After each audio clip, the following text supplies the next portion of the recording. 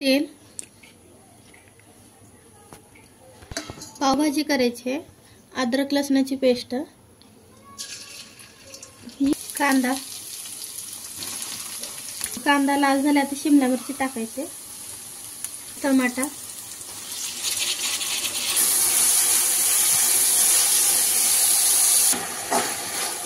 फुलकोबी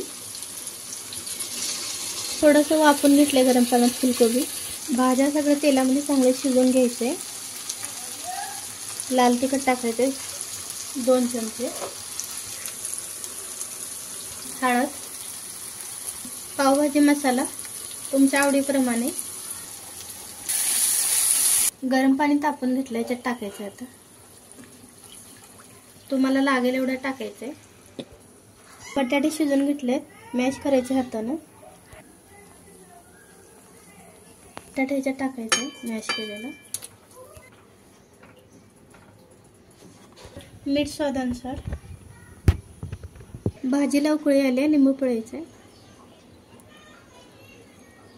कोथिंबीर, तूप घेतलंय, तूप टाकायचे, पाव आहे मधून काप करून घेतले, आता भाजायचे।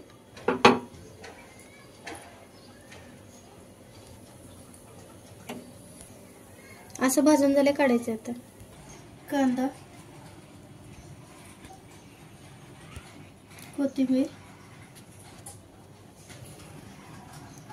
थोडंसं लिंबू, तयार आहे पावभाजी।